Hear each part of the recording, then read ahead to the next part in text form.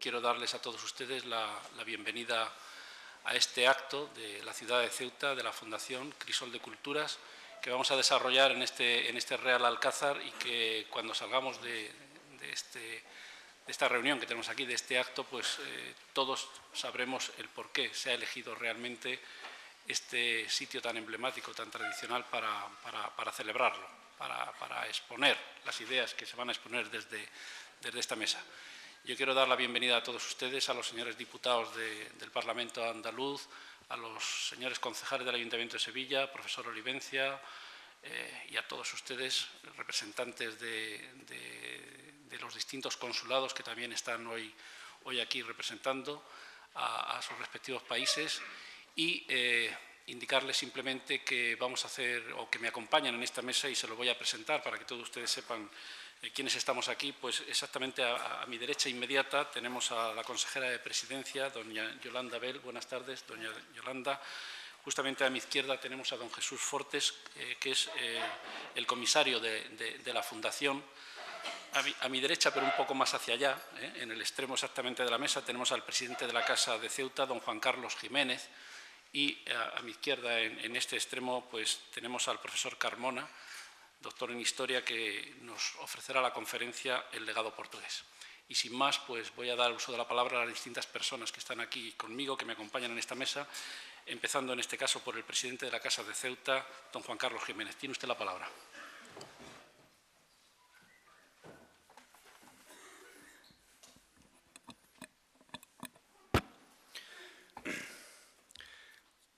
Señor teniente de alcalde, señora consejera de Presidencia, Gobernación y Empleo, señor comisario de la Fundación Ceuta Crisol de Culturas, excelentísimas e ilustrísimas autoridades, presidente de las casas regionales, señoras y señores.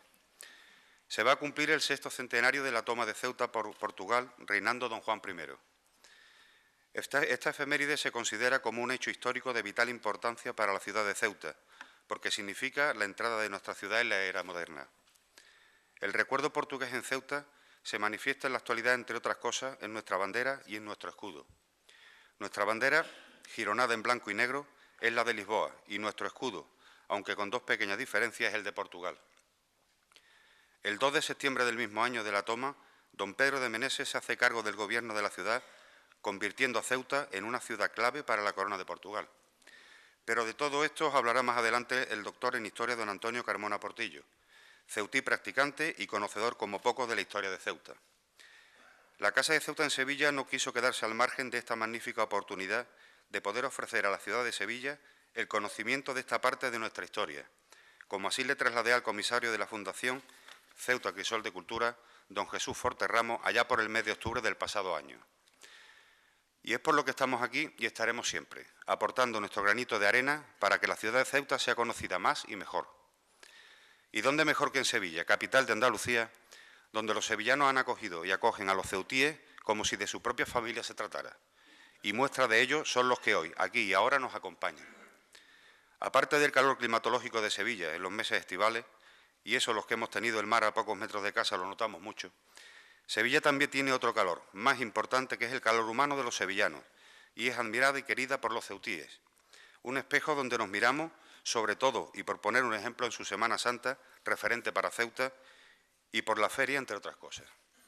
Por todo esto quiero agradecer como presidente y en nombre de la Casa de Ceuta en Sevilla al excelentísimo señor alcalde su presencia y apoyo a la ciudad de Ceuta, a la Fundación Crisol de Cultura y a la Casa de Ceuta en Sevilla por acogernos en esta maravillosa ciudad. Agradecer al excelentísimo señor presidente de la ciudad autónoma de Ceuta, don Juan Jesús Vivas Lara, al Gobierno de la ciudad y al comisario de la Fundación, don Jesús Fortes Ramos, la oportunidad que nos ha brindado de participar en este evento y el apoyo que siempre ha demostrado la ciudad de Ceuta hacia la Casa de Ceuta en Sevilla, la Ceuta hispalense. Por último, agradecer la presencia de todos ustedes y acompañarnos en este evento que conmemora el 6º aniversario de la toma de Ceuta por Portugal, tan importante y decisivo para la ciudad de Ceuta. Muchísimas gracias.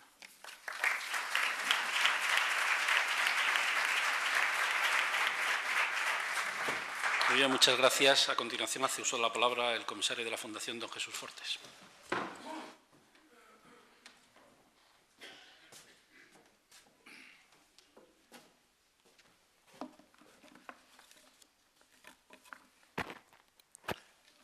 Con la venia de Presidencia, consejera, señora delegada, subdelegada del Gobierno, parlamentarios andaluces, concejales del Ayuntamiento de Sevilla, querido alcalde, amigas y amigos.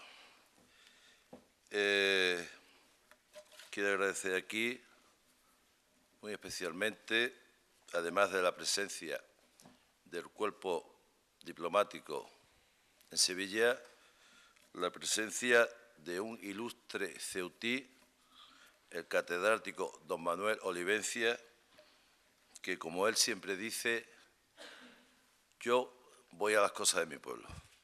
Gracias, Manolo, por estar aquí. Siempre está en las cosas de tu pueblo. Quiero agradecer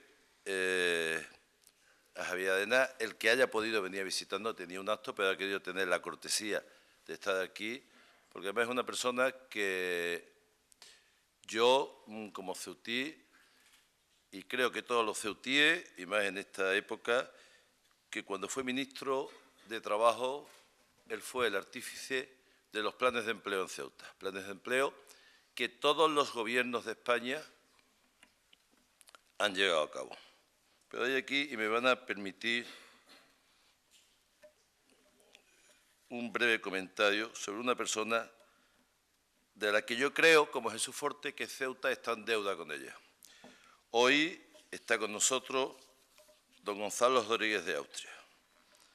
¿Y por qué digo yo que Ceuta al día de hoy está en deuda? Lo dice Jesús Forte. Porque gracias al general Rodrigo González de Austria, comandante general en Ceuta, él fue el artífice de que por parte de la ciudad se firmara el primer convenio Defensa Ciudad Autónoma de Ceuta. Él fue el primer valedor ante el Ministerio de Defensa para que ese convenio fuera adelante.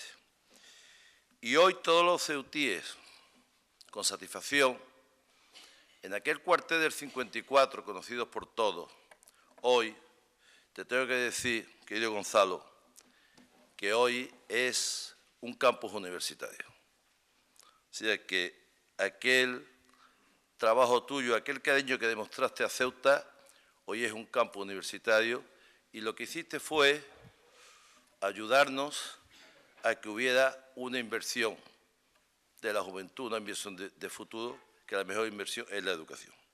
Pero también quiero decir, permítame este inciso, siempre estaba muy preocupado por aquel poblado legionario, por la infravivienda que había. Jesús, esto hay que solucionarlo, pues hoy, con satisfacción, cuando paso por allí, siempre me acuerdo. Digo, hombre, gracias a aquel comandante general que actualmente es amigo de Ceuta, hoy hay una magnífica vivienda. Por lo tanto, aunque yo vengo a presentar la Fundación, yo creo que es de justicia reconocer aquella magnífica labor que hiciste. Y yo, en nombre de todos los ceutíes, y sobre todo en nombre de la juventud de Ceuta, por ese campus universitario, yo te lo agradezco. Muchas gracias, Gonzalo, y muchas gracias por tu presencia. Yo también quiero agradecer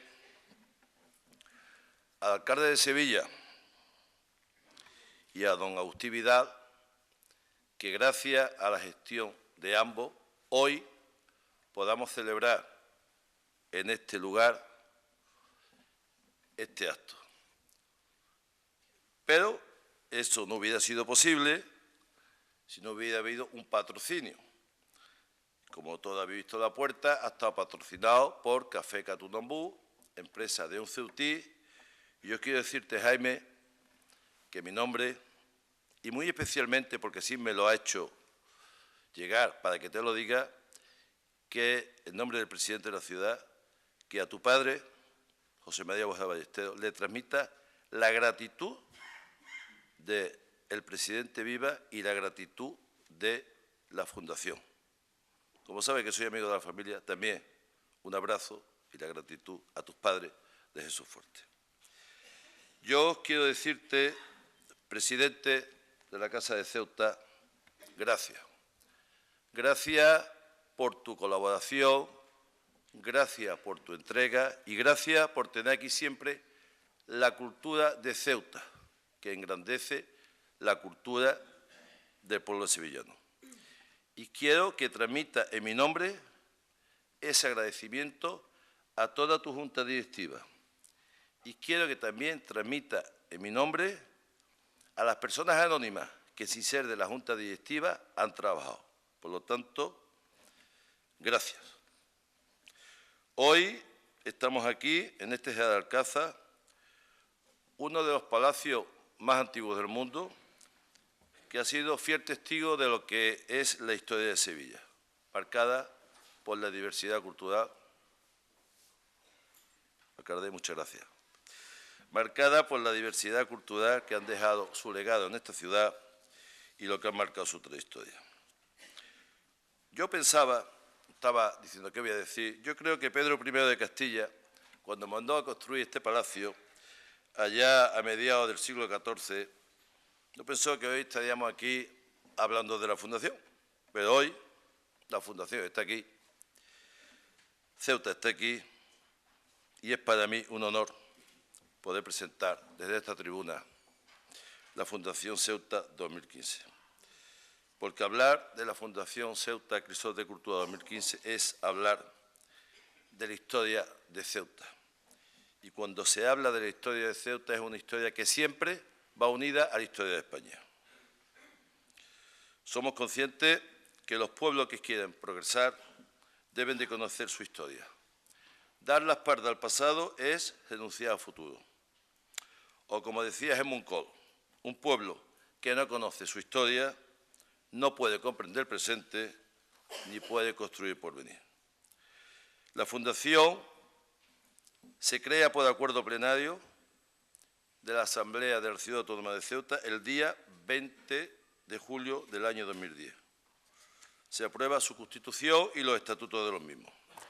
La ciudad decide celebrar el sexto centenario porque ya con la llegada de Portugal se produce un trascendental encuentro de cultura.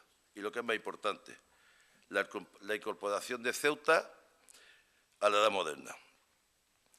Yo, como comisario, estoy aquí para presentarle este apasionante proyecto que, sin duda, valdrá para dar a conocer los valores de nuestra querida ciudad, tanto a nivel nacional como a nivel internacional. Y deseo que, una vez conocido, os convirtáis todos en miembros de la Fundación, seáis unos verdaderos entusiastas y colaboradores de esta Fundación y que consigáis, entre todos, que lleguemos a buen puerto.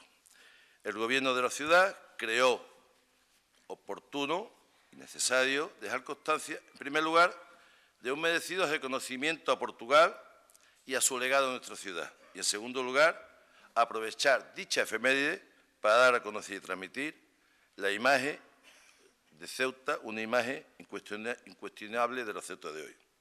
Ceuta, una ciudad moderna, ilusionada con su futuro, orgullosa de ese encuentro de diferentes culturas y convencida de su papel determinante en la historia. Hemos comenzado nuestro caminar de forma sencilla, pero no por ello menos eficaz, y aun siendo consciente de la austeridad que nos imponen los tiempos. El reto principal de esta Fundación es conmemorar adecuadamente el sexto centenario de aquel acontecimiento histórico de la entrada de Ceuta, como he dicho antes, a la Edad Moderna. Y además es la primera vez que Ceuta pasa a formar parte de un Estado. Desde esta Fundación pretendemos ser puente entre cultura y una organización para todos los ceutíes y para todas las personas de bien que quieran acompañando en el reconocimiento de nuestra historia.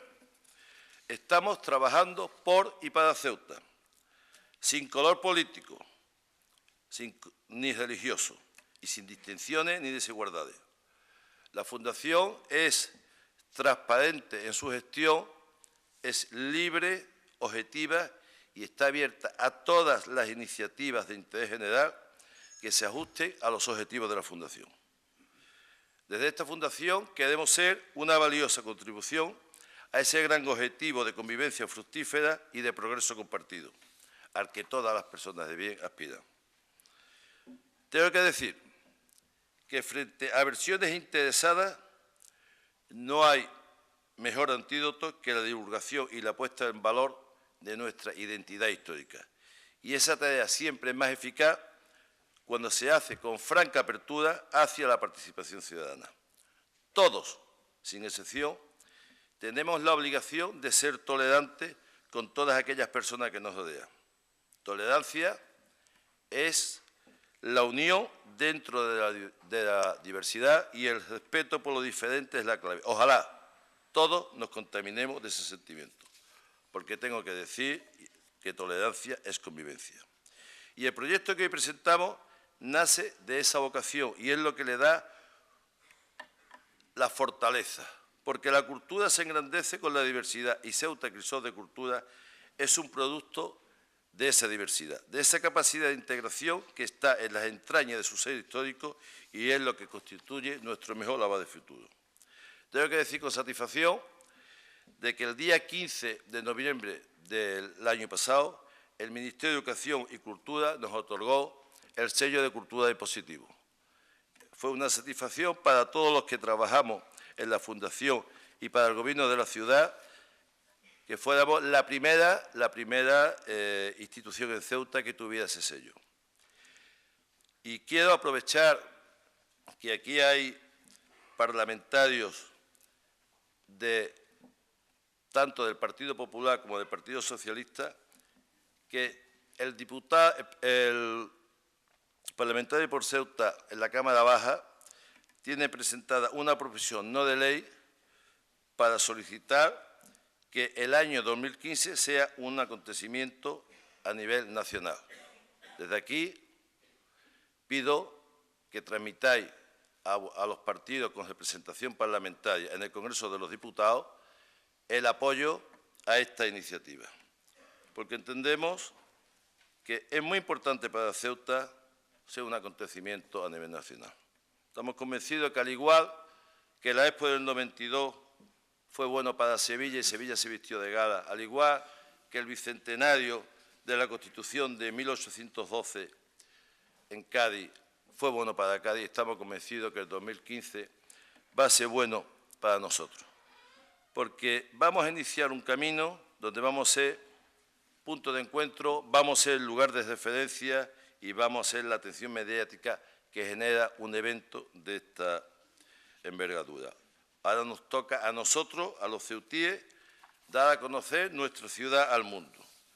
Tenemos que aprovechar esa oportunidad que nos brinda el 2015. Pero tengo que decir que nosotros no lo podemos hacer solos. Esa labor requiere la participación de toda la ciudadanía, su implicación y su orgullo de estar trabajando todos juntos por el futuro de Ceuta. Apoyar a la Fundación es apoyar a Ceuta como escaparate del mundo y el triunfo de nuestro objetivo será el triunfo de todos los ceutíes. Yo creo que es el momento de trabajar juntos y aquí os pido a todos los sevillanos, a todos los andaluces y desde esta tribuna pido a todos los pueblos de España que sean nuestros más firmes aliados. Tenemos que conseguir entre todos que en el 2015 Ceuta deje de ser la España inédita. Que nadie diga qué es donde termina España, sino que lleguemos al convencimiento de todo el mundo y se diga Ceuta, allí, allá en el estrecho, es donde empieza Europa. Señores, muchas gracias por vuestra presencia.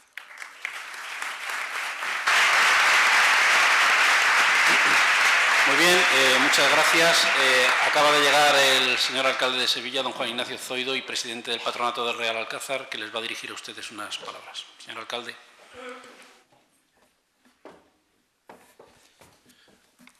Buenas noches, señoras y señores. Quiero dirigirme, en primer lugar, a la consejera de Presidencia de Ceuta, a doña Yolanda Abel Blanca, y decirle que le traslade al presidente nuestro más caluroso cariño y agradecimiento por haber pensado en Sevilla para este acto de presentación. Porque además quiero aprovechar al mismo tiempo que saludo a don Jesús Forte, comisario de la Fundación Ceuta Crisol de Cultura, que es verdad que Sevilla será ese primer eslabón que a partir de ahora, como siempre ha venido diciendo, Ceuta es nuestra auténtica referencia para el comienzo de Europa. Presidente de la Casa de Ceuta, don Juan Carlos Jiménez, y don Antonio Carmona, que hoy también tiene aquí la oportunidad ahora de saludarnos y poder después dirigir unas palabras. Y, cómo no, saludar al primer teniente de alcalde que me acaba de dar la palabra. Quiero saludarle a todos ustedes, pero muy especialmente a un ceutí que se encuentra entre nosotros, como es don Manuel Olivencia, mi maestro, don Manuel. Uno puede tener muchos maestros en la vida, pero como usted no he tenido ninguno. Muchas gracias por estar aquí nuevamente hoy, representando siempre los intereses de la ciudad autónoma, como lo ha sabido defender siempre, igual que ha defendido a Sevilla, a Andalucía y a España en todos los lugares donde ha tenido la oportunidad de hacerlo. Saludar igualmente al director territorial del BBVA, que también le vinculan lazos muy estrechos con la ciudad autónoma. A la subdelegada del Gobierno, al portavoz del Ayuntamiento de Sevilla, señores diputados, especialmente al portavoz del Partido Popular en el Parlamento de Andalucía y a nuestro diputado en el Congreso de los Diputados, don Ricardo Tanno. A todos ustedes, señoras y señores, muchas gracias por encontrarse aquí. Para mí es un auténtico honor recibirlos en este enclave muy significativo para nuestra ciudad y que al mismo tiempo sirva para acoger los intereses de una ciudad autónoma donde comienza Europa, pero donde se siente España desde las más profundas raíces. Es un enclave para nuestra ciudad muy importante, donde nos encontramos el Real Alcázar de Sevilla. Y hoy se encuentran aquí todos los representantes de una fundación, como es la Fundación Crisol de Cultura, con un objetivo muy claro que acaba de describirnos ahora mismo su comisario. Un objetivo claro que tiene como objetivo conmemorar el 6º centenario de la entrada de Ceuta en la era moderna. Acontecimiento histórico que, como muy bien nos acaba de describir, llegó de la mano del Reino de Portugal, cuando éste desembarcó en la ciudad en 1415. Y es que, señoras y señores, nosotros no podemos desprendernos de nuestra historia. Nuestra historia es la que es y tenemos que sentirnos orgullosos. Hay de aquellos pueblos que olvidan su historia, porque a partir de ahí empieza la degradación de esa propia sociedad. La Fundación siempre se ha caracterizado por poder también ser un puente entre culturas, don Jesús, comenzando por la participación de los jóvenes a través de cursos, talleres y diversas actividades culturales con el fin de que ellos mismos sean partícipes directos de un mundo global, siendo Europa y sus jóvenes un buen comienzo. Señoras y señores, durante la Edad Media Ceuta se convierte en una ciudad costera clave y un objetivo para la corona de Portugal en su idea de expansión comercial. La llegada a Ceuta de don Juan I de Portugal el 21 de agosto de 1415 y la posterior transmisión del mando el 2 de septiembre a don Pedro de Meneses marcan el inicio de este proceso. Ya se ha destacado antes y por eso la ciudad de Ceuta ha decidido, con buen criterio, me atrevería a decir que con una gran proyección hacia el exterior, ha decidido celebrar durante el año 2015 y de forma excepcional el 6º centenario de la llegada del Reino de Portugal a la ciudad y la importancia que ello tuvo en la extensión de la modernidad por todo el mundo, con lo que se pretende hacer una celebración única, singular y, sobre todo, participando a todo el mundo de ese gran facto. Como alcalde de esta ciudad os aliento a trabajar en el objetivo marcado desde vuestra fundación, desde una ciudad como es Sevilla. Una ciudad abierta y tranquila, que invita al paseo sosegado y la contemplación del patrimonio. Una ciudad que posee la catedral gótica más grande del mundo, uno de los cascos antiguos más extensos de Europa y el río con más tramos navegables de España, pero sobre todo, como tanto nos une, una historia apasionante, plagada de momentos memorables como la primera circunnavegación terrestre con la que se llegó a comprobar la redondez de la tierra o el establecimiento en exclusiva del comercio portuario con las Indias. Una ciudad como Sevilla, que se caracteriza por su industria artesana, protagonizada principalmente por la cerámica y la alfarería. La cultura cuenta con un lugar muy destacado en la ciudad. Desde el Museo de Bellas Artes, segunda pinacoteca nacional tras el Museo del Prado, hasta el Centro Andaluz de Arte Contemporáneo, que tenemos también en una zona que se ha incorporado a la ciudad, como la isla de la Cartuja, pasando por el Gran Teatro de la Maestranza. En definitiva, una ciudad que acoge a todo el mundo con los brazos abiertos. No me voy a extender más. Le digo, a través de la consejera de Presidencia y desde Sevilla, como alcalde de la ciudad, que esta es la prolongación de Ceuta en Europa, pero principalmente en Andalucía y en España, porque tenemos muchos lazos, lazos afectivos, lazos de sangre y lazos que se funden en un profundo respeto, pero al mismo tiempo en una profunda admiración. Tenéis mucho mérito porque habéis sabido salvaguardar lo que es vuestra propia cultura. Habéis sabido salvaguardar perfectamente cuáles son los rasgos de identidad de Ceuta y habéis sabido siempre defender la españolidad de una ciudad y de una sociedad que así lo merecía. Muchas gracias porque desde Ceuta habéis dado un ejemplo de españolidad. Desde Ceuta habéis demostrado que allí comienza Europa. Muchas gracias.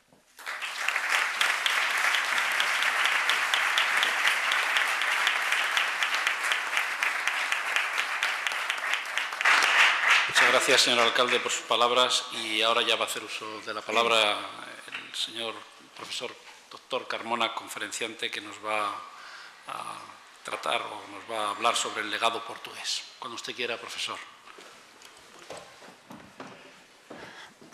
Muchas gracias. Señora delegada del Gobierno,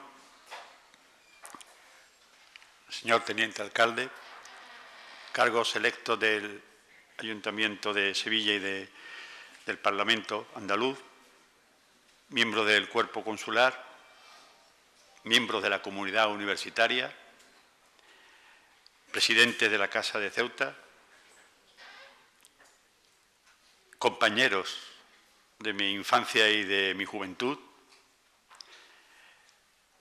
Quiero deciros que hoy cumplo una vez más con un encargo que para mí es placer, por un lado, y responsabilidad por otro.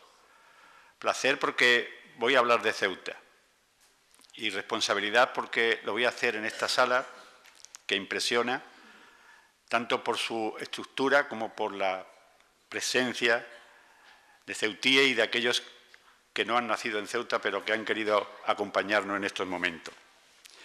Proclamamos la conmemoración del 6º centenario de la entrada de Ceuta en la Edad Moderna, tras su conquista por Portugal. Prefiero hablar de conmemoración y no de celebración, porque conmemorar consiste en traer a nuestro presente la memoria de un hecho pasado que nos concierne. Y el 21 de agosto de 2015 conmemoraremos el hecho de que Ceuta sea hoy día una ciudad europea, y que lo sea porque en 1415, de la mano de Portugal, entró en la modernidad y entró en Europa. La modernidad supuso cambios estructurales importantísimos, que no hace falta decir aquí, porque todo el mundo conoce las obras de Miguel Ángel, de Leonardo, los filósofos como Maquiavelo, como Montaigne o como Erasmo de Róterdam. También porque se inventa la imprenta, y eso significa una revolución con respecto a la Edad Media impresionante. Se abandona el latín y florecen las lenguas romances. Además, en la Europa moderna, en la Edad Moderna, se configura como una unidad independiente del continente asiático y adquiere su propia peculiaridad con la formación de los estados modernos. La Inglaterra de los Tudor, la Francia de los Capeto, y, como no, la España de los Reyes Católicos y Portugal de las casas de Borgoña y de Avis. Tradicionalmente se considera el umbral de la modernidad los años 1453 con la caída de Constantinopla o 1492 con el descubrimiento de América. Pero esto no es así, porque, como es obvio, los cambios que trajeron la modernidad se produjeron lentamente. Algunos historiadores consideran que fue durante el siglo XVI. Otros, con el que estamos más de acuerdo y con el que encaja la temporalidad en la que Ceuta entra en la modernidad, como Jacques Le Goff, dicen que fue un proceso lento, que hunde sus raíces en la Edad Media y que constituyó un vaivén de avances y retroceso. Lo cierto es que cuando en 1415 Juan I de Portugal, apodado el de buena memoria, conquista Ceuta, comenzó el proceso de introducción de nuestra ciudad en la Edad Moderna. Fecha temprana, efectivamente, la de 1415, cuando en otros muchos lugares, aún subsistían las estructuras sociales medievales. ¿Cuál fue, nos podríamos preguntar, la causa de esta precocidad? La razón fue que Portugal ya se había constituido en reino en el año 1139 y que en 1249 había culminado la Reconquista y llegado al Algarve. Allí el mar no detuvo su afán descubridor. Por el contrario, fue camino que los portugueses surcaron hacia la otra orilla en busca de fama y honores, y lo hicieron favorecidos por los avances de los instrumentos de navegación, otro de los hitos que jalonan el proceso de modernidad europeo. Pero la modernidad no podía llegar a Ceuta sin hombres modernos, y hombre moderno fue Pedro de Meneses, de la Casa de Villarreal, su primer gobernador. Era hijo de don Juan Alfonso Tello de Meneses, conde de Viana, y de la condesa doña Mayor de Portocarreiro. La familia Meneses ostentó la titularidad del gobierno de Ceuta durante muchos años, manteniendo en todo momento una estrecha amistad con Castilla, lo que es un indicio temprano de la facilidad con la que en el siglo XVII Ceuta pasó a ser española. Datos anecdóticos o históricos, como el hecho de que la familia Meneses en el año 1383 se refugiara en Castilla hasta que terminara el proceso revolucionario de Portugal, o que la familia Meneses, la familia de los Meneses, reconociera de las primeras el reinado de Felipe II en Portugal. A lo largo del siglo XV se fue consolidando ese proceso renacentista con hombres modernos, como por ejemplo Enrique el Navegante, muy vinculado a Ceuta. Fue el que convenció a Juan I, su padre, de la conquista de la ciudad y participó en la gesta junto con sus hermanos Pedro y Duarte. El príncipe Enrique era un hombre renacentista, como lo demuestra el hecho de la creación de la escuela de Sagres, donde se experimentaban las técnicas marineras y se hacían estudios geográficos. Además, su vinculación con Ceuta es de extraordinaria importancia, porque cuando los portugueses fracasan en su intento de tomar Arcila y Tánger, y Ceuta queda solo como la única ciudad portuguesa en el norte de África, Enrique Navegante, por designación de su padre, Juan I, se encarga de mantenerla, de mandarle ayuda, de mandar subsistencias y permitir su vivencia, su existencia en el territorio africano. Portugal amaba a Ceuta, yo creo que la sigue amando. La llamaba la joya de la corona, la mimaba, la defendía, y un príncipe portugués, don Fernando, dio su vida por Ceuta en las mazmorras de Fez, hecho que fue dramatizado por Calderón de la Barca en su obra El Príncipe Constante. Con Portugal, Ceuta adquiere una administración, un derecho, un urbanismo y una economía moderna. Desde el punto de vista administrativo, Ceuta portuguesa se regía por un gobernador que tenía jurisdicción civil y criminal y podía designar a aquellas personas que ocupaban los diversos oficios. La municipalidad, es decir, lo que equivalía a nuestros ayuntamientos o consejos, estaba representada por la Cámara, que mantuvo su estructura portuguesa hasta el año 1738.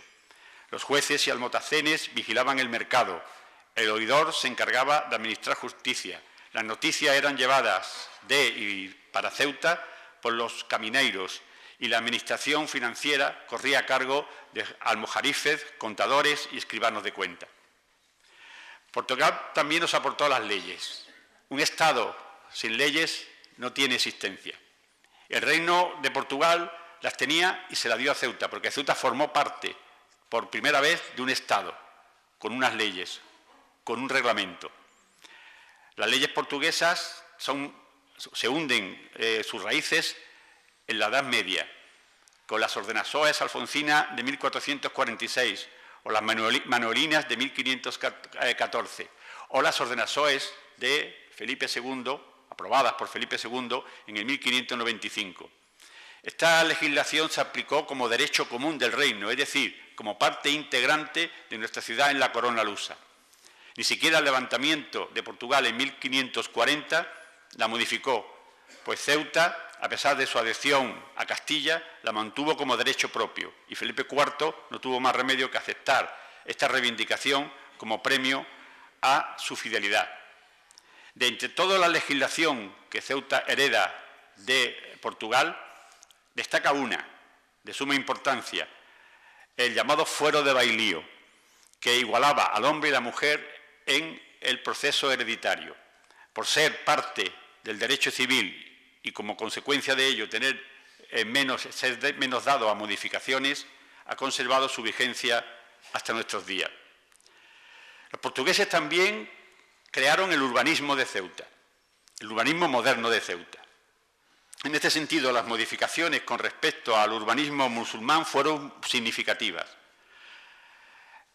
Por razones estratégicas, Ceuta se tuvo que reducir su tamaño y quedar reducido entre el espacio comprendido entre el foso marítimo, siempre los ceutíes hemos llamado foso San Felipe y nunca ha sido foso de San Felipe, foso marítimo y la Plaza de la Constitución, es decir, lo que se llama el istmo, lo que era la ciudad. El resto era la Almina, el Monte Hacho, la calle Real, extramuro de la ciudad y, por otro lado, el campo exterior. Las ciudades medievales estaban constreñidas por sus murallas y en su interior había pocos espacios abiertos, a menos que nos refiramos a los atrios de las iglesias románicas. Pues bien, en Ceuta se construye una ciudad moderna, cuyo ejemplo de espacio abierto es la Plaza de África, que va a cumplir también 600 años, y donde se celebraban y celebran los fastos religiosos y civiles. En este ámbito social se situaron edificios representativos, como la Iglesia de África, a cuyo lado se construyó en 1450 un hospital para peregrinos, y en donde se venera la Virgen Nuestra Señora de África, enviada a Ceuta por Enrique el Navegante. Allí también se situó, en esa Plaza de África, la catedral y la iglesia de Santiago y otros edificios religiosos y un edificio civil importante que representa la administración y el poder en Ceuta, el Palacio del Gobernador, que estuvo en ese lugar hasta el cerco de 1694, que por razones defensivas tuvo que trasladarse a la Almina. Pero también se trazaron nuevas calles. No es que Ceuta portuguesa tuviese amplias avenidas, había calles estrechas, plazuelas, callejones, pero sí había una calle que por primera vez atraviesa la ciudad de lado a lado. Es la llamada por los portugueses Rúa de Ereita, que todos los ceutíes conocemos hoy día como calle Jáudenes, y que en otra época se llamó Larga de la Trinidad, porque allí se ubicaba el convento de los trinitarios. Y además en esa calle se situaron la mayor parte de la nobleza portuguesa. Pero había otras calles, y hay otras calles que tienen un origen en Portugal. Si alguien ha nacido o ha pasado alguna vez por la calle Molino, debe de saber que su nombre responde a un antiguo molino construido antes de la llegada de los portugueses, pero que se mantenía, como podemos ver perfectamente en el plano de Dornellas, se mantenía en la época portuguesa. Muy cerca, al final del camino que serpentea la Almina, nos encontraríamos con una ermita de especial importancia para la ciudad, la ermita de Nuestra Señora del Valle, que esconde múltiples incógnitas históricas, pero que sí es cierto que acoge la imagen de la Virgen de la Asunción, la llamada portuguesiña, que según la tradición fue la primera virgen entronizada en la ciudad de Ceuta y llevada por las tropas portuguesas.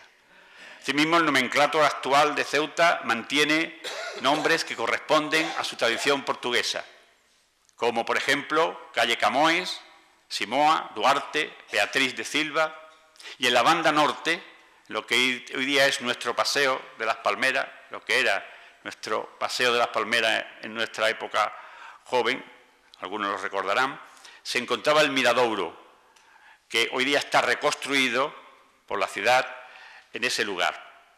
Sus casas, las casas de la Ceuta portuguesa, eran pequeñas, de 1 o 2 pisos, pero todas, casi todas, tenían patios y huertas, y en donde no faltaban los pozos y aljibes, como consecuencia de la escasez de acuíferos de la ciudad. Los restos de algunos de estos pozos han llegado a nuestros días, y estoy seguro que los patios ceutíes, que describe a la perfección José Javier Rivera, son dignos herederos de estas casas portuguesas. Pero el símbolo de Ceuta, para todo el que la conozca, son sus murallas.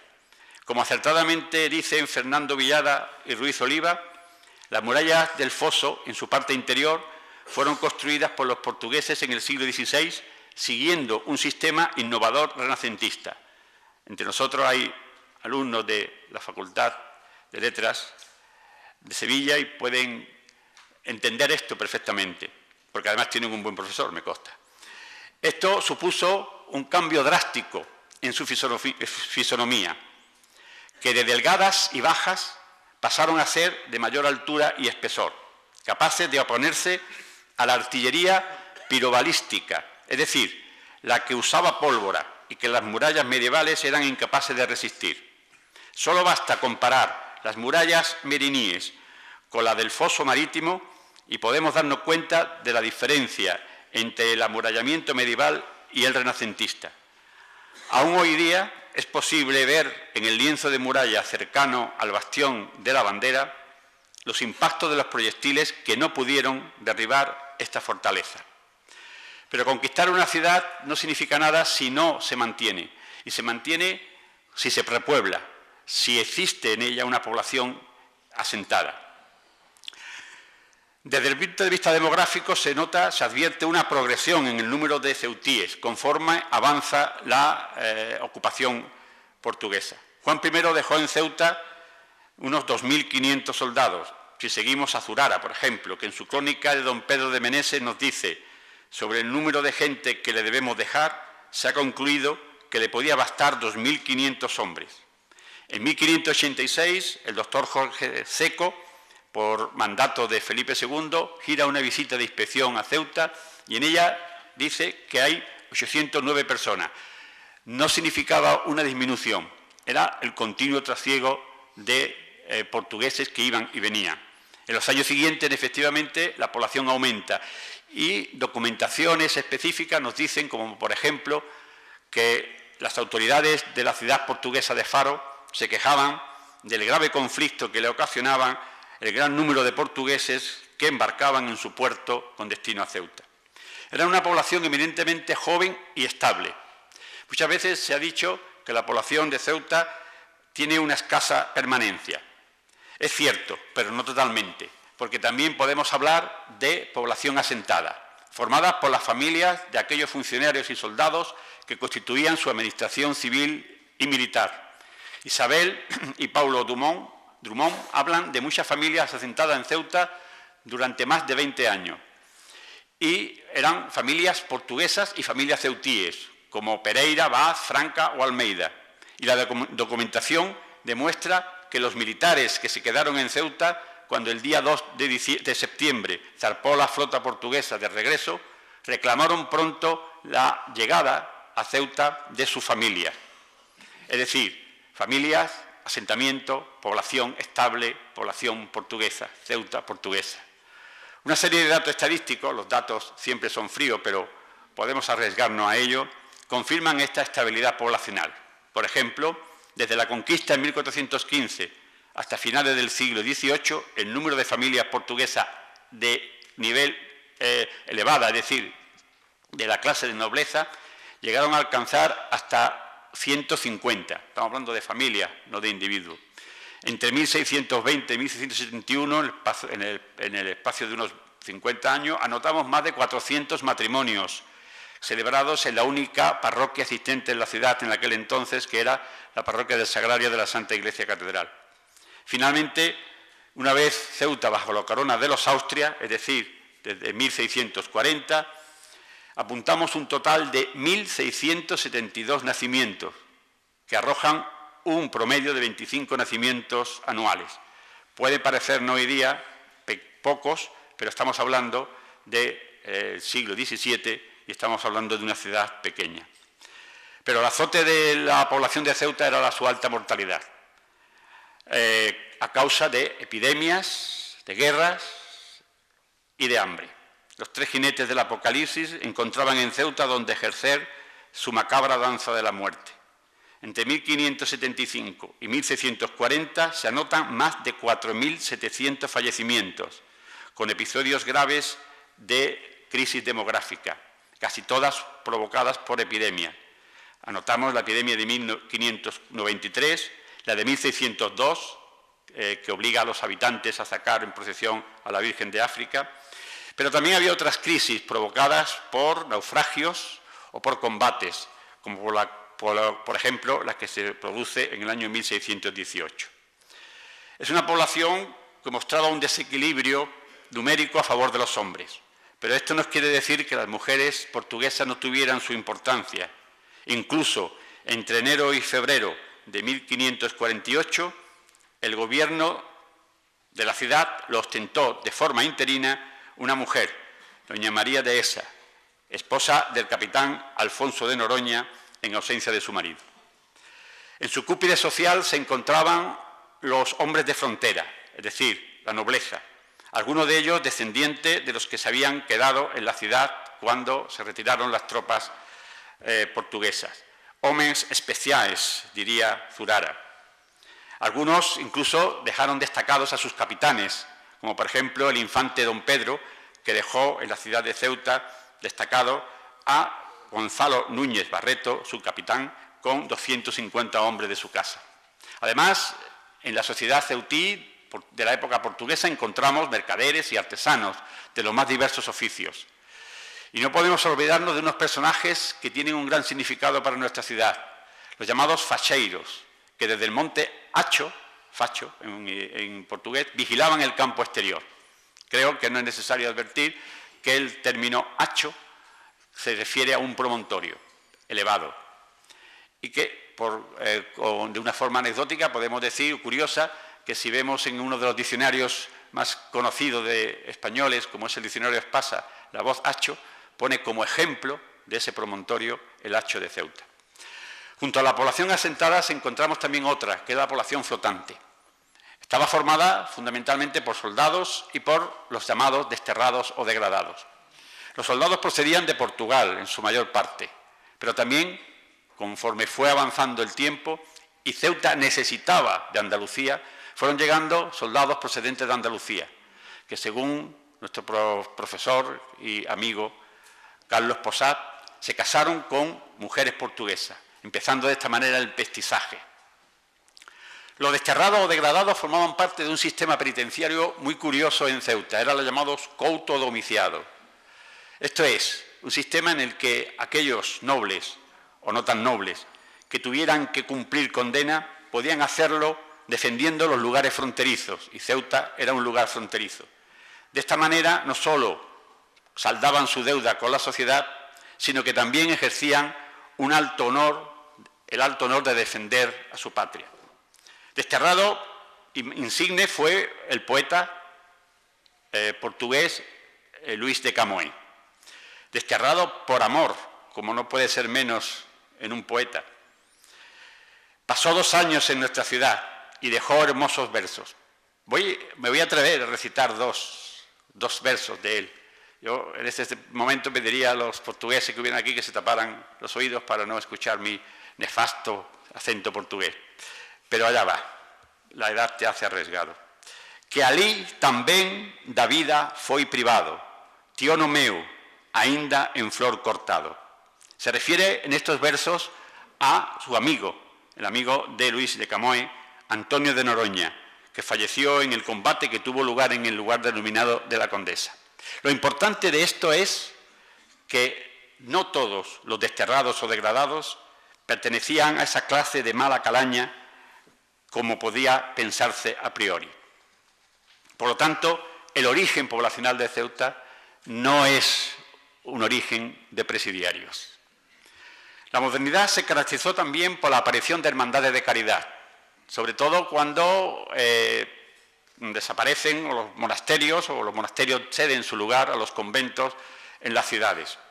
Y sobre todo cuando la doctrina de Lutero o de Calvino obligaron a una mayor presencia de los católicos en la sociedad. En Ceuta crearon los portugueses varias hermandades, pero la más conocida de todas es la Real Casa de Misericordia, que se fundó entre los años 1502 o 1521, no se sabe exactamente.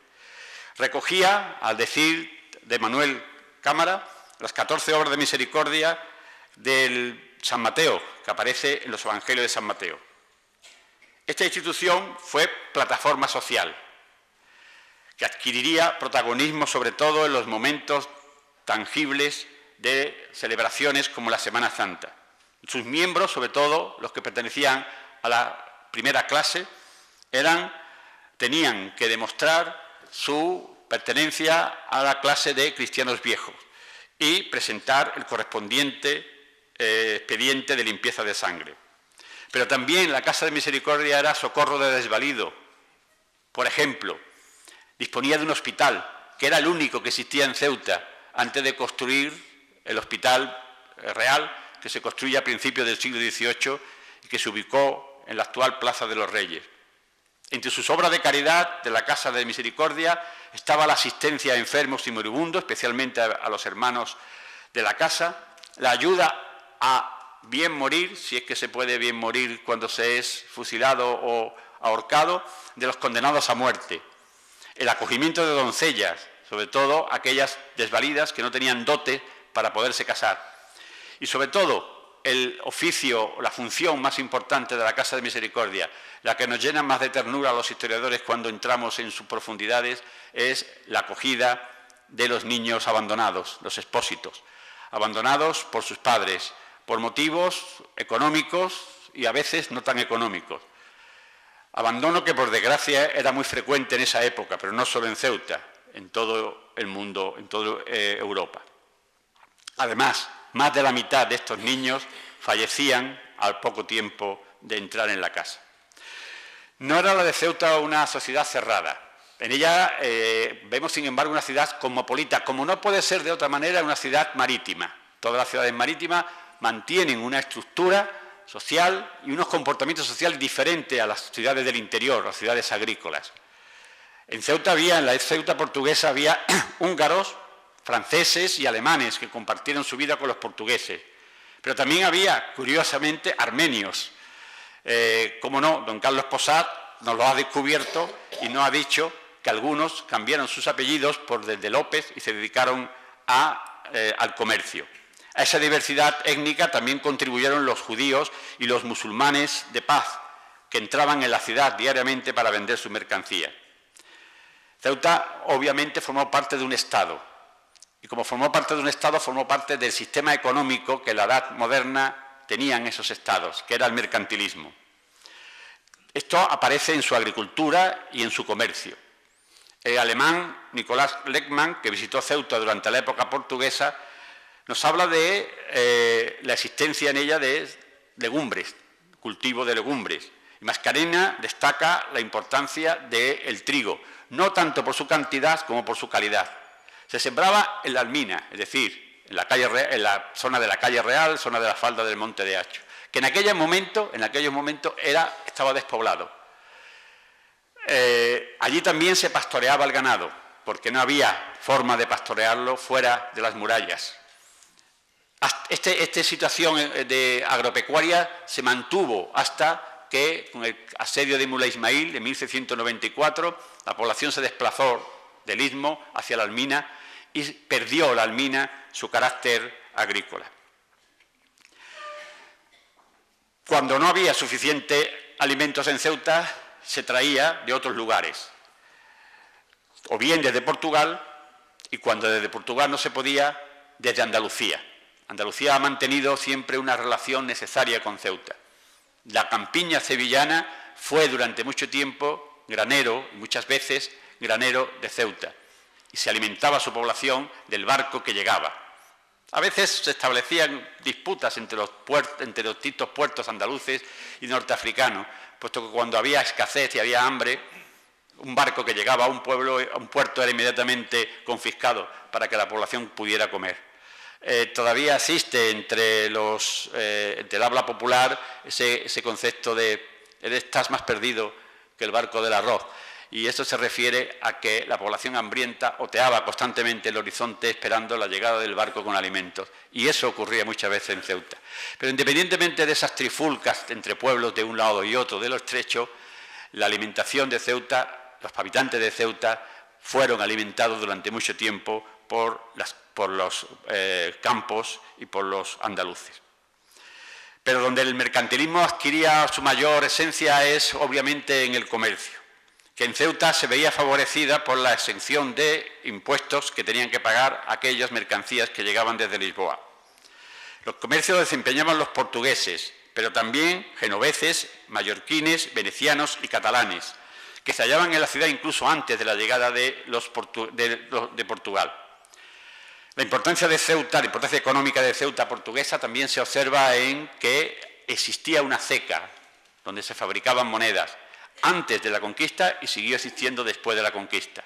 Y Portugal acuñó una moneda durante el reinado de Alfonso V a la que se le puso el nombre de Seitil en referencia a nuestra ciudad. Como dato curioso, fue una de las monedas que Colón llevó a la América para hacer sus transacciones con los indígenas. La importancia que para Portugal tenía Ceuta se ve perfectamente en la creación allí de una institución muy especial, la llamada Casa de Ceuta en Lisboa. No era una casa regional, evidentemente. Era una casa como la casa de contratación de Sevilla, que regulaba el comercio con Ceuta y establecía también una relación de aquellos que querían ir a la ciudad de Ceuta. Portugal también está en las tradiciones religiosas, entre ellas la más importante, que todavía sigue vigente en nuestra ciudad, la de San Antonio. San Antonio de Padua, nacido en Lisboa, y que cambió su nombre de pila, su nombre original, Fernando, por el de Antonio cuando vistió el hábito de San Francisco. Como afirma José Luis Gómez Barceló, fueron los portugueses los que trajeron la tradición de este santo universal a Ceuta, donde hubo hasta 2 ermitas bajo esta vocación, San Antonio de Lisboa. Tampoco podemos olvidarnos de santos que tuvieron sus raíces, que nacieron en Ceuta, como una nieta de Pedro de Meneses, doña Beatriz de Silva. Gracias a Portugal, Ceuta fue obispado por real bula del Papa Martín V en 1421, la llamada do Obispado Impartibus de Marruecos, a la que se le une en 1570 Tánger. La iglesia de Ceuta era omnipotente, lo mismo que el ejército, pero además de regir los destinos de la ciudad, también llevaba a cabo una serie de obras que podemos considerar favorables a sus habitantes y a los habitantes de Andalucía y del resto de España. Nos referimos al socorro de los que caían en manos de los musulmanes fronterizos. Y esto le podía ocurrir a los habitantes de Ceuta, pero también a los de la costa andaluza, donde los piratas asolaban de vez en cuando sus pueblos marineros.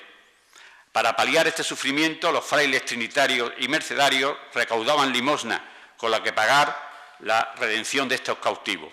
A un modo de ejemplos, y para que se aprecie el valor de la vida en aquellos momentos, puedo citar uno de los apuntes de su libro de cuentas, el libro de cuentas de esta congregación. Dice: cárguese más 440 reales, que valen 14.960 maravedíes que recibieron de Sebastián Andrés, vecino de Granada, para ayudar al rescate de sus dos hijos. El uno se llamaba Andrés García, cautivo en Fez, y el otro Mateo Andrés, cautivo en Tetuán. 440 reales valía esas vidas. Como dice Isabel y Paulo Drummond, vivir en Ceuta en los siglos XV al XVII parece haber sido una aventura entre fascinante y desoladora. Al colorido de los trajes de los cristianos, judíos y musulmanes que iban y venían o habitaban permanentemente la ciudad, se unían la lengua hablada por esta misma gente, la práctica de diferentes religiones, el recelo de ser hecho cautivo, las conversiones de los cristianos al islamismo y de los musulmanes al cristianismo, pero también la transposición de un tipo de vida que en todo se pretendía que fuera semejante a la de Portugal.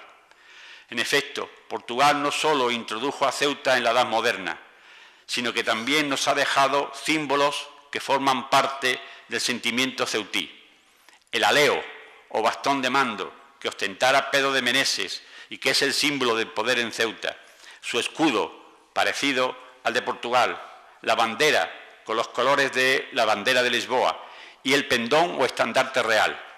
Este simboliza no solo el sentimiento del pasado portugués, sino también el de la españolidad de Ceuta, porque el primer pendón o estandarte que ostentó la ciudad lo llevó en 1415 el rey Juan I, tejido por su esposa Felipa de Lancaster.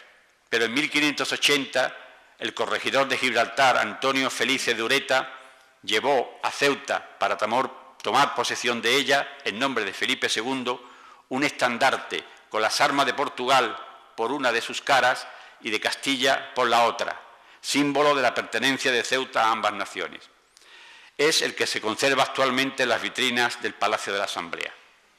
Casi todo lo que he dicho nos lo ha contado historiadores como Zurara, Mateo de Pisano, Mascareña, Lucas Caro, Correa la Franca y muchos otros historiadores portugueses y españoles. Espero haberles transmitido sus conocimientos, así como la de aquellos en cuyas sabias fuentes siempre he bebido y que ya no están con nosotros: Juan Díaz, Guillermo Gozalve, Enrique Jarque, Manuel y Francisco Lería y un sinfín más de historiadores ceutíes que me han hecho amar nuestra historia. Gracias por vuestra asistencia. A los que sois de Ceuta, porque reafirmáis vuestro sentimiento de ceutíes, y a los que no, por querer acompañarnos en esta conmemoración que a todos nos afecta, como ceutíes y como españoles. Muchas gracias.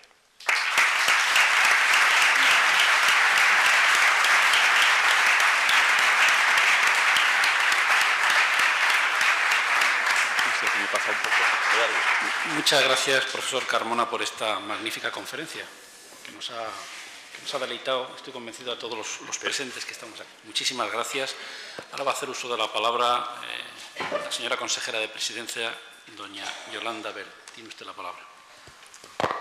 Muchas gracias, teniente de alcalde, comisario, subdelegada del Gobierno, parlamentarios, distintos representantes de los consulados, concejales, universitarios, una parte muy importante, universitarios.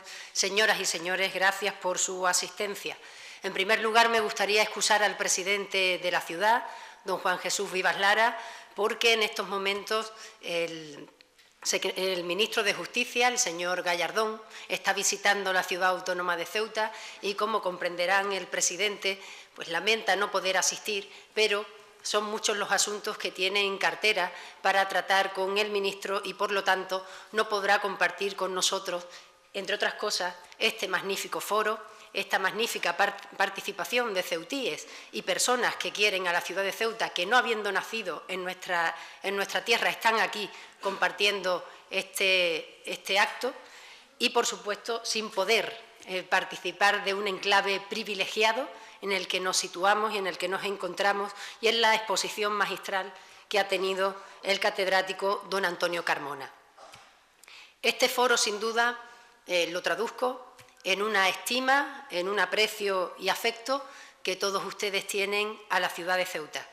Es algo que nosotros, desde el Gobierno de la ciudad, en nombre de todos los ceutíes, nunca podremos pagar. El afecto, la admiración y el cariño que hoy se ha manifestado en las propias palabras del alcalde de Sevilla y en todos los ponentes e intervinientes en este acto.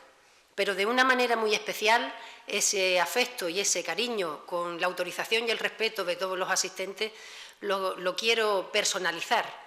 Y lo voy a personalizar en primer lugar en don Manuel Olivencia. Don Manuel, usted ha sido nombrado en varias ocasiones en este acto, creo que por razones de peso. Es usted un ceutí de pro, un español de pro, que lleva nuestra bandera y defiende a nuestra tierra por donde quiera que vaya, y eso es algo impagable. El mejor embajador que tenemos fuera de nuestra tierra, pero siempre también está dentro de nuestro corazón defendiendo a la ciudad autónoma de Ceuta. Es algo impagable que todos los ceutíes le agradecemos, y yo hoy lo manifiesto de manera verbal, pero sobre todo transmitiéndole mi afecto y mi cariño a través de estas palabras, tanto del presidente de la ciudad como de todos los ceutíes. Y también nombrar a otra persona, que el comisario se ha referido a él, es don Gonzalo Rodríguez de Austria. Creo que los inicios siempre son difíciles, se necesita valentía, arrojo y confianza, entre otras cosas, y don Gonzalo lo tuvo. Y creo que no porque pertenezca al ámbito de la docencia, que puede que se me vea el plumero, pero desde mi punto de vista no hay mejor inversión para un pueblo que hacerlo en materia educativa.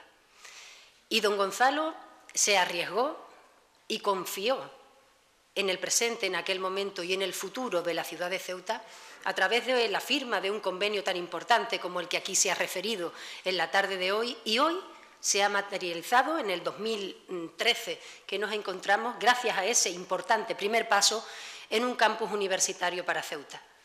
Creo que será, y esto lo digo por donde quiera que vaya y no lo oculto, se puede compartir o no, que será la obra, que es y será la obra más importante que Ceuta haya hecho en muchos, muchos siglos, en muchos, muchos años, ese campus universitario. Por lo tanto, quiero agradecerle el valor, la valentía y la confianza para iniciar ese camino que hoy se traduce en esa gran obra que es el campus universitario de Ceuta.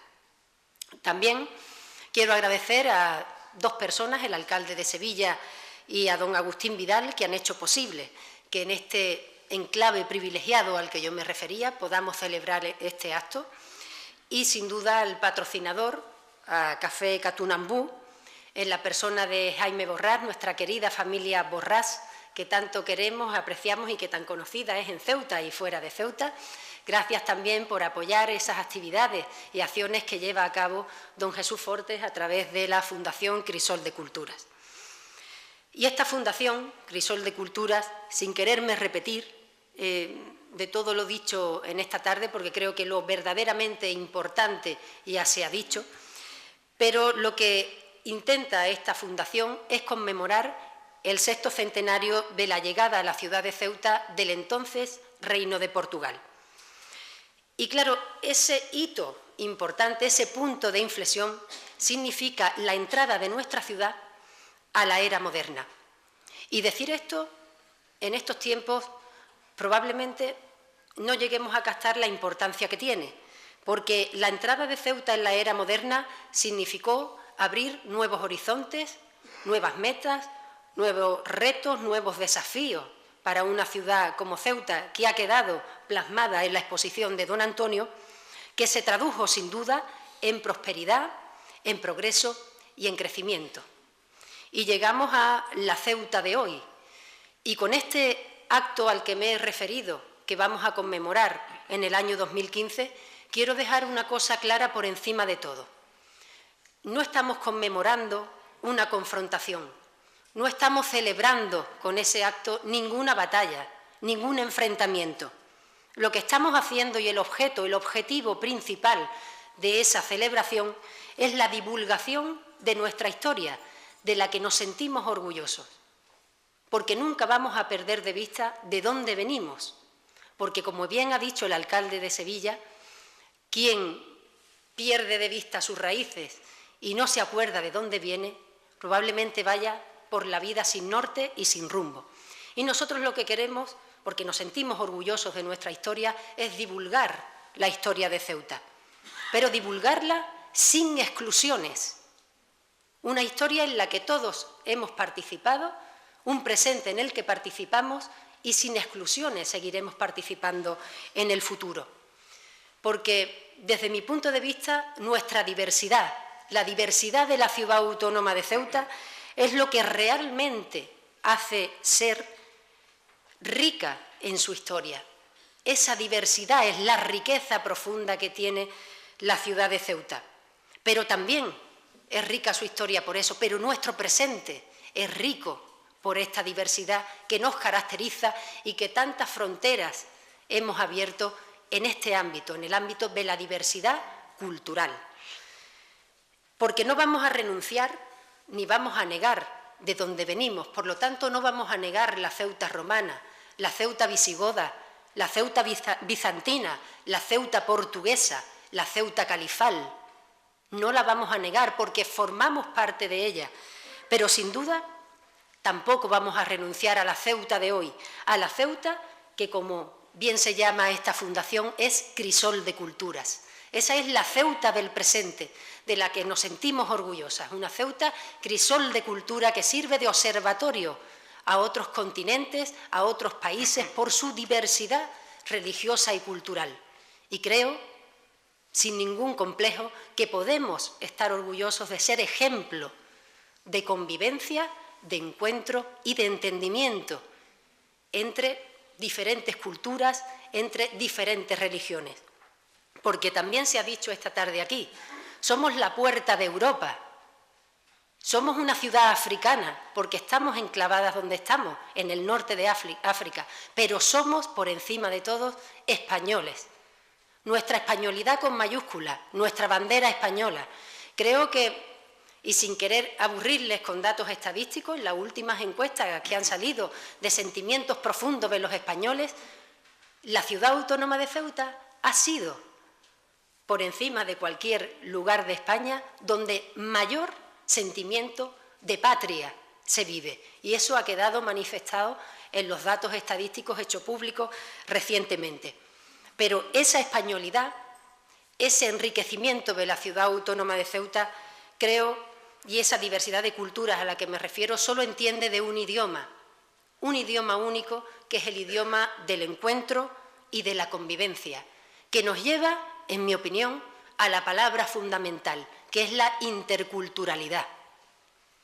La Ceuta de hoy ha sido capaz de pasar de la teoría multicultural a la realidad palpable y vigente de la interculturalidad. Y lo digo, insisto, sin complejos y orgullosa de pertenecer a una ciudad intercultural, donde cristianos, musulmanes, hebreos e hindúes hacemos posible una convivencia normal. Se ha convertido en algo habitual, normalizado, que a todo el que llega a Ceuta puede llamarle la atención, porque no conocen a la perla del Mediterráneo, que es así como nos llaman. Perla del Mediterráneo de Ceuta, perla del Mediterráneo de España, que es puerta de Europa. Intercultura, por encima de todo, convivencia y entendimiento entre todos aquellos que son de Ceuta y todos aquellos que han venido y quieren sentir a nuestra Ceuta como una tierra propia. El crisol de culturas que compone nuestra ciudad nos trae, curiosamente, a un lugar del que podríamos hablar largamente y para tranquilidad de los presentes no voy a hacer, porque les puedo aburrir, pero nos trae a un lugar de una belleza inconmensurable, que es el Real Alcázar de Sevilla. Es un marco arquitectónico inigualable que ha sido testigo de la historia de Sevilla, y me pregunto yo, ¿qué le podemos enseñar a estos muros que no hayan contemplado, que no hayan oído de diversidad cultural, de diferentes culturas que han pasado por esta tierra, por esta ciudad de Sevilla y especialmente por esta joya que tienen los sevillanos, pero creo que también nos podemos apropiar todos los españoles, que es el Real Alcázar de Sevilla? A estos muros pocas lecciones se le pueden dar. Por eso creo que Ceuta y Sevilla pueden hablar mucho de diversidad cultural y de interculturalidad. Y curiosamente, en el mes de octubre, y no quiero equivocarme, aquí también se han celebrado unas jornadas de azulejería y cerámica en Portugal de la Edad Moderna. Y son muchos los lazos que también unen a Sevilla con Portugal, pero sin duda la tradición de la cerámica es compartida entre Sevilla y Portugal, Portugal y Sevilla. Y es algo inédito, como si las fuerzas se hubieran querido y se hubieran confabulado para que en el triángulo mágico de este alcázar nos hubiéramos unido en muy poco tiempo Sevilla, Ceuta y Portugal, con este hecho que acabo de relatar.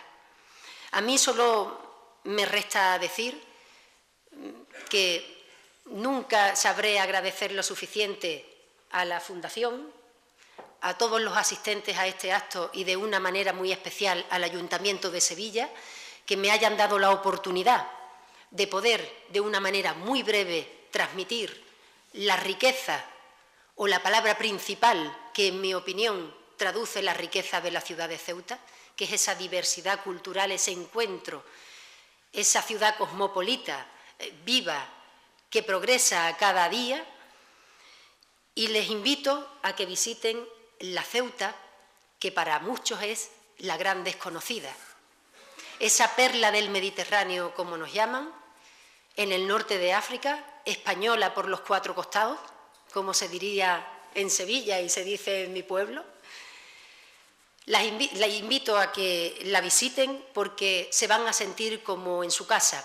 Es una ciudad hospitalaria, una ciudad acogedora, cálida, y que estoy completamente segura que los va a recibir con los brazos abiertos. Es un placer para mí poder haber sido consciente en primera persona de esa acogida que he tenido tan grata del Ayuntamiento de Sevilla, en la persona de su alcalde, de la subdelegada del Gobierno en Sevilla y de los responsables de las casas regionales en distintos puntos de la geografía española de Ceuta. Quiero, sin duda, agradecerles la asistencia y reiterarles que hay una tierra española en el norte de África que es su casa desde este momento y que les espera con los brazos abiertos y que la distingue, por encima de todo, por su riqueza y su interculturalidad de religiones y de culturas, del encuentro y del entendimiento. Esa es la Ceuta del presente y la Ceuta que vamos a seguir construyendo para el futuro. Muchas gracias y encantada de estar aquí.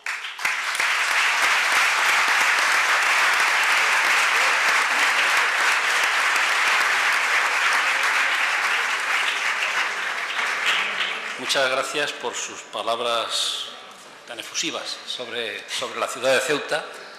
Y bueno, me lo ha puesto usted en bandeja. Yo voy a cerrar este acto. Digo, me lo ha puesto usted en bandeja cuando ha hablado de ese crisol de culturas y de la Ceuta visigoda y de la Ceuta califal y de todas las culturas que han pasado, efectivamente, y en esta ciudad también. Y ahí ha hecho usted una especie de hermanamiento de las dos ciudades y ahí veo al cónsul de Portugal y con Portugal, ¿no?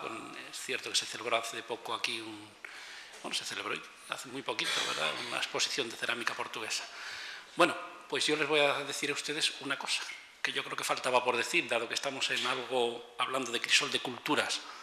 Si ustedes miran alrededor estas 4 paredes que tenemos aquí, las pueden mirar arriba y abajo, les diré que aquí, en este salón, es donde Américo Vespucio, de cuyo nombre viene América, Juan Sebastián Elcano y Magallanes planearon la primera vuelta al mundo.